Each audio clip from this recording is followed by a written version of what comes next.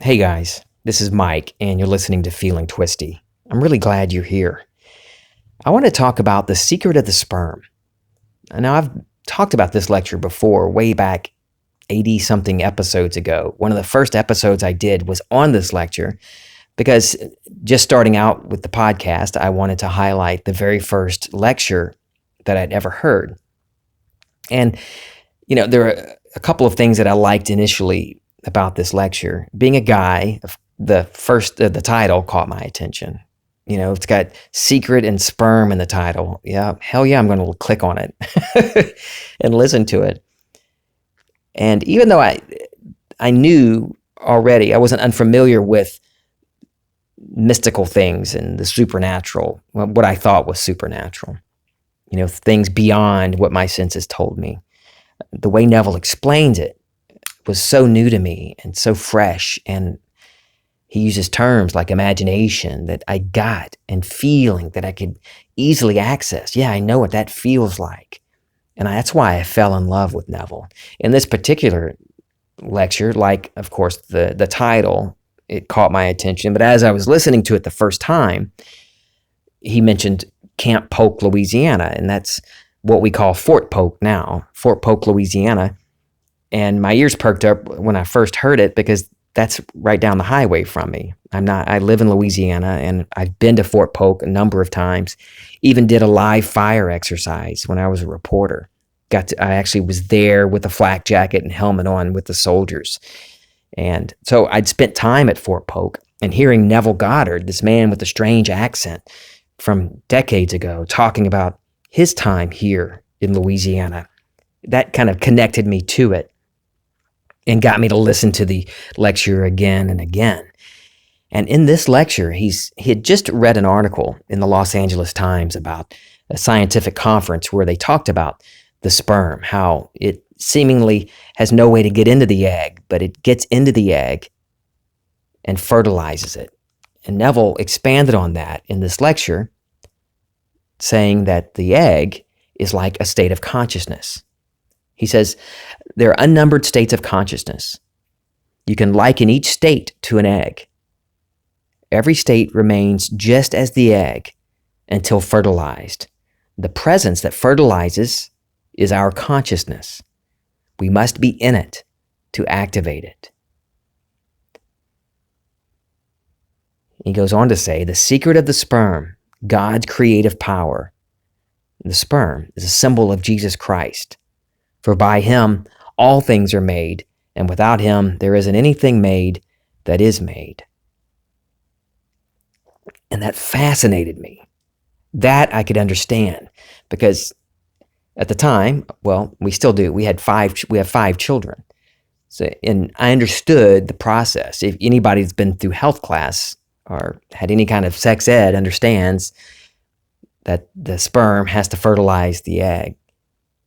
And what I got out of that, and not initially, it's from going back and listening to that lecture again and exploring more of all of this over the couple of years, how spot on that description was. I like that analogy, because when we move in imagination, we enter a state of our wish fulfilled. There's a movement, but it's in imagination. It's not some outside physical sign, some force that's physically apparent that we've done it. Just like when the sperm fertilizes the egg. Now, I'm not talking what leads up to the the motion of the ocean that leads up to the fertilization, but I'm talking about just that particular process, that little moment when the sperm fertilizes the egg. There's nothing on the outside that signals there's fertilization. Nothing immediately. Nothing like alarms going off or thunderbolts and lightning. Nothing on the outside tells you that it's been fertilized. And I'm talking about the physical, the actual sperm in the egg. And that's what we do in imagination. And we move into that state, whatever it is. We capture the feeling of that wish fulfilled. It's silent and subtle. There's fertilization. Now, yeah, it does show up in your body. When you're imagining something and not just having a thought, but you're actually have feeling behind that thought, that imaginal act. Because thoughts aren't things. We have thoughts all the time. Your thoughts, I used to be terrified of my thoughts because I thought every thought I had was something I'm going to create. No, I have passing thoughts that, if my thoughts created everything, then I would have a vampire. I would be a vampire now. I would be Lestat. Anyway, but our thoughts with motor elements, when we have an imaginal act where there's feeling involved, that's where the power is. So back to what I was saying about it being silent and no signs. There's nothing on the outside, but when you move an imagination to that new state, your body, you can't help but have some type of reaction in your body. You feel differently because your body is echoing what you're experiencing in imagination. But there's no sign on the outside telling you that you've imagined or fertilized this new state of consciousness. Do you see what I mean?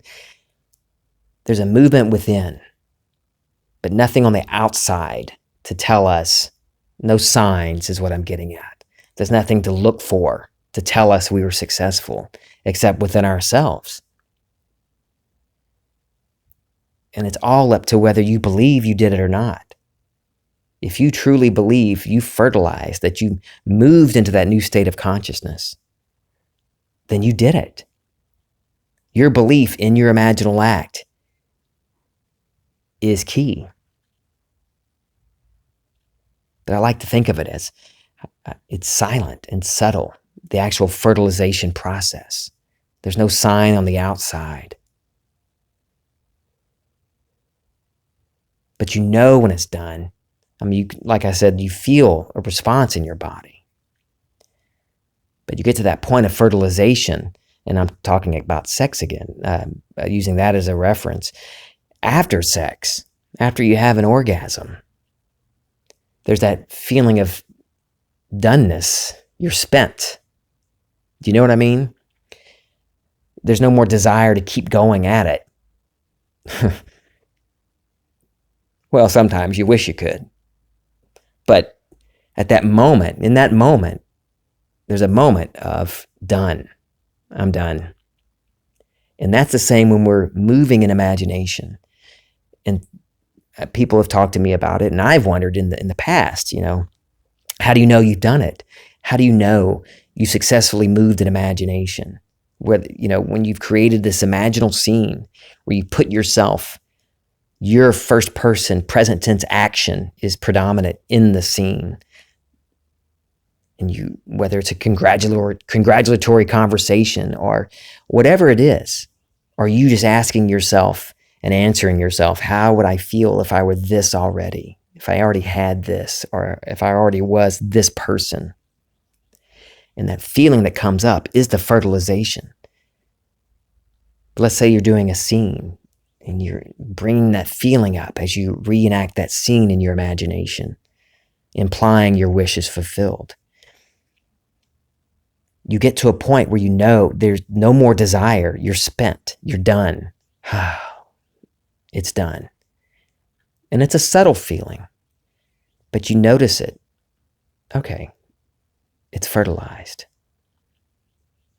One way of knowing it, when I first started all this, when I would just keep redoing the scene. Hell, I would do a scene. I would try to redo an imaginal scene for an hour and a half, just constant. I got to keep doing it. I don't know what point it's going to be where I'm feeling it real.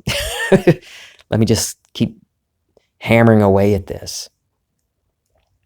And then I started to relax, loosen up, and enjoy the experience instead of forcing it. And enter that imaginal scene. Experience the thrill or the satisfaction of experiencing my wish fulfilled, already having been done, already experienced. And now I'm imagining a scene that implies it's been fulfilled already. Not at the moment it's fulfilled. but someone congratulating me or my dad hugging me. And you feel it. You notice it. Once it's done, you know it's done. You feel the satisfaction, this completeness. No need to continue imagining the scene. I fertilized it, this state. And now all I have to do is nothing. I don't have to keep imagining it. I do need to dwell in the state of the wish fulfilled. I don't keep doing the scene over and over day and night.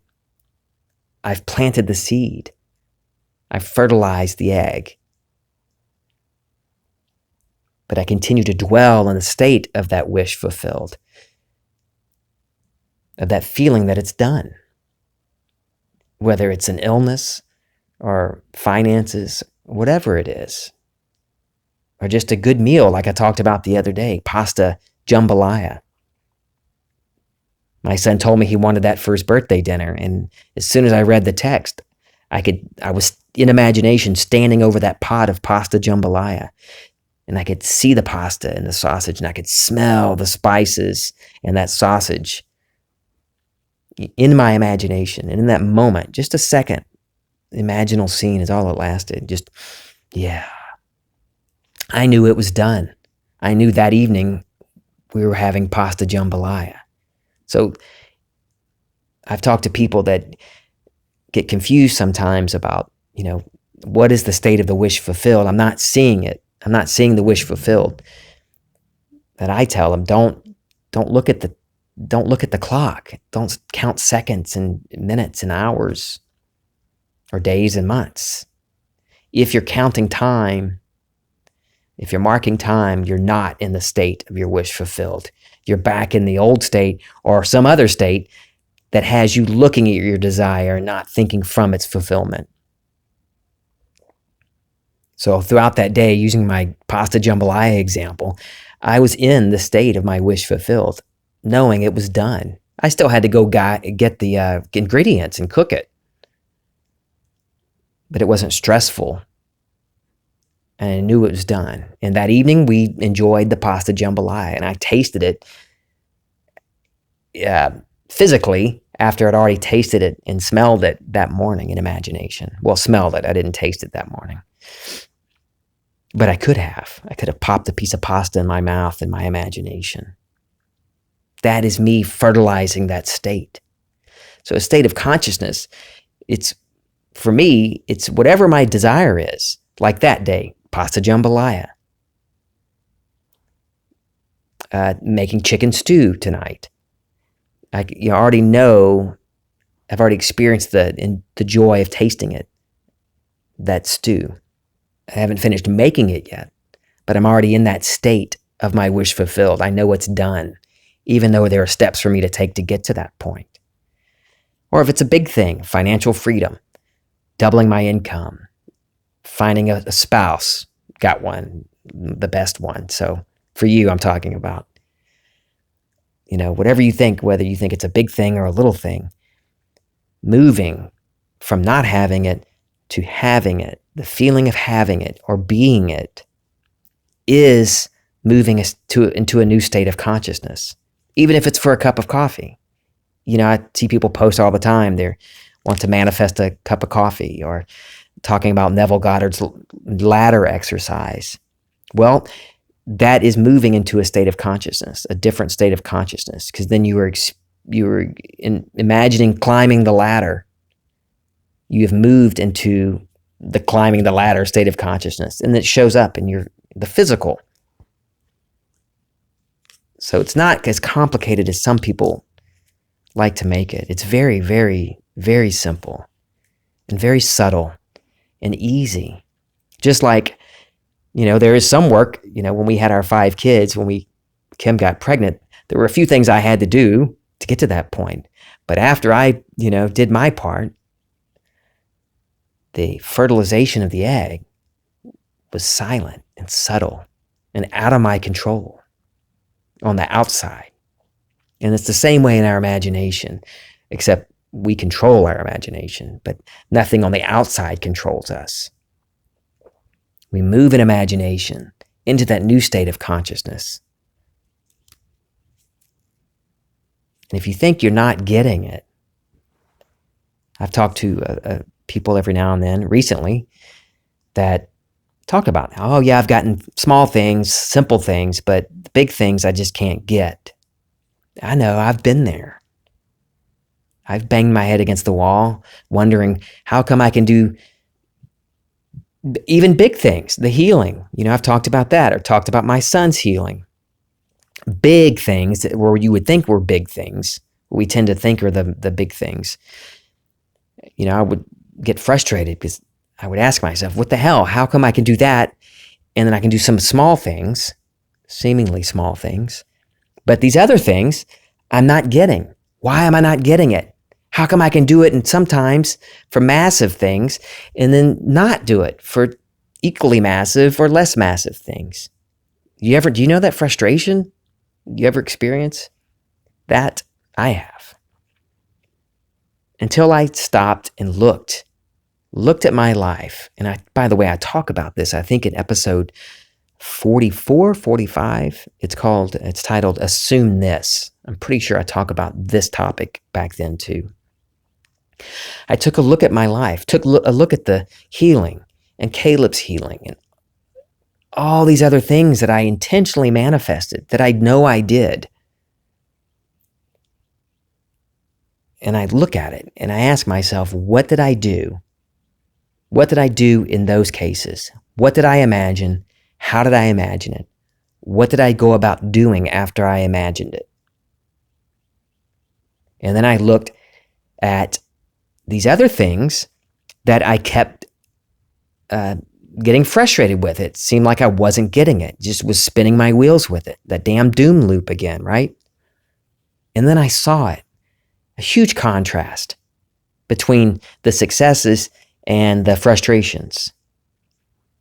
And those successes, those were the times that I moved in imagination, felt the reality of my wish fulfilled, and let it go. And I'm not meaning give up. I meant I dropped the state of wanting it. I let go of the state of lack, of whatever that was. And even if I thought about it again, I didn't dwell on it, on not having it. I easily moved back into the state of my wish fulfilled.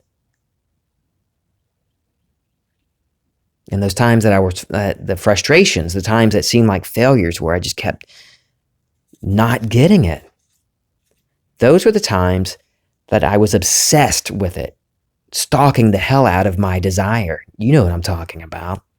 You know? Okay, imagine this. Where is it? Where is it? Where is it? Where is it? Constantly looking for it. And you may think you're not looking for signs, but you are. If you're getting frustrated because you don't see it, or you're doubting yourself. So for me, the difference between the successes in my life, when I've intentionally been intentionally successful, and the times where I've been intentional but not been successful, it's over. There's been obsession, doubt, digging up the seed through obsession and doubt. If I'm obsessed over not having it, on the lookout for signs, then I'm not in the state of my wish fulfilled. Because if I were truly dwelling in the state of my wish fulfilled, I would not be doubting it. How can you? Clay in the Vibe project, I think it was Clay, used the Amazon ordering on Prime. Yeah, it was Clay. He talked about how you order something from Amazon Prime and you know you're getting it in a day or two. If you live in, not in my city, some cities you get it the same day. But the point is, you do the one click, buy now, proceed to checkout on your phone, on the Amazon app. You click it, done. You know it's done. Very rare, Amazon might have a problem with the shipment. I've never had it, but I'm sure it happens.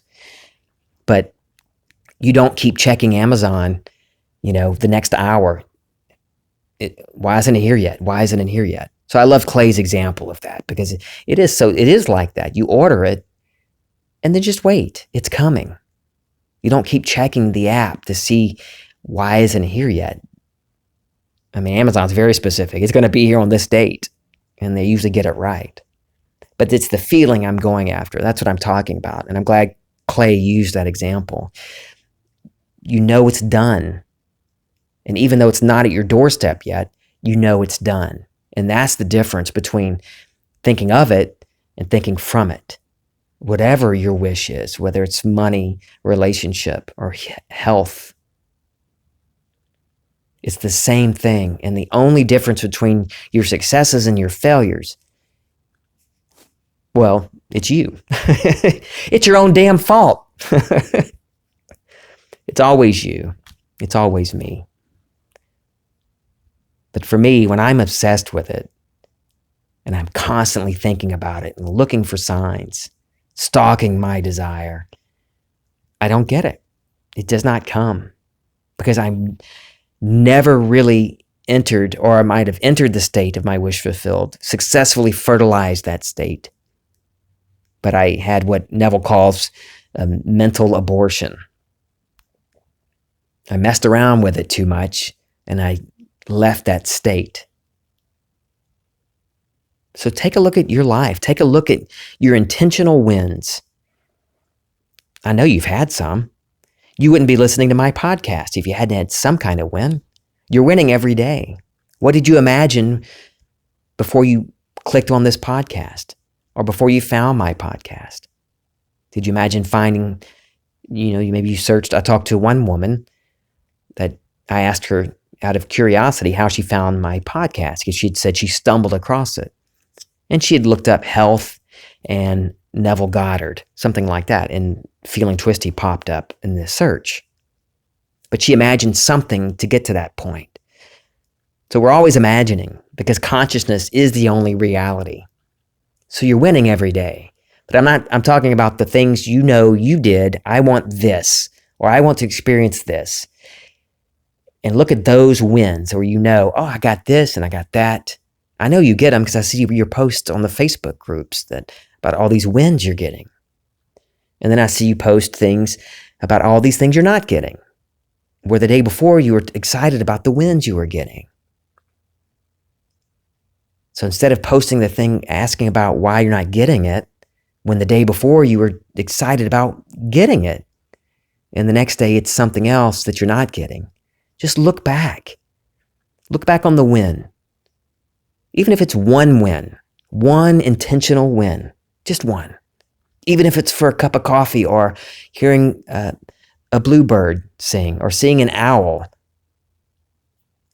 or, a yellow butterfly flit across your backyard, whatever you've imagined, you know what I'm talking about.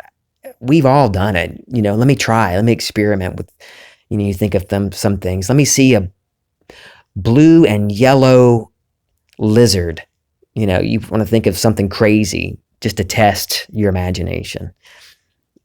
But whatever it is, whatever your win is, what did you do then? What did you imagine? How did you imagine? What was the feeling when you imagined it and successfully planted that seed? How did you feel? How did you feel after that in the days between the imaginal act and you seeing it in the physical? Okay, so you know what you did there. Repeat that. Do it again. And do it again. You have all the proof you need right in front of you that it works. You don't need me. You don't need any other teacher outside of you. You have this. So look at the wins you've had. Look at what you've done in your life since exploring the power of the imagination and intentionally manifesting. Use that as your resource. You have wins and we'll call them failures, but So you have your own resources to go off of. How did I get this? With me, I was healed right off the bat. Boom. Within a few weeks of hearing about Neville Goddard, out of the wheelchair for good. And then I went totally the opposite direction. Made it more difficult. I started studying all these different people, buying a lot. I spent a lot of money on books and audio files, on teaching me how to meditate and getting the right music to listen to and all these different things. I even subscribed to notes, getting emails from the universe, all of these different things. I'm just out there, I need more. And it frustrated me. It made it harder and it slowed me down. Several months later, I came across 2020, the man with the strange name, another man with a strange name, and a no-nonsense approach to all this. And that was refreshing. Before that, though, I just bought into all these other things and I made it more difficult. And maybe you've done that too. You have a win, something almost, it seems like by accident, you have a win. And then you want to explore it, and so you want to get into research mode like I did. And so you start just digging into everybody. Let me just search hashtag Neville Goddard or mysticism. And then you find all these things out there. Some of them good, some of them crazy.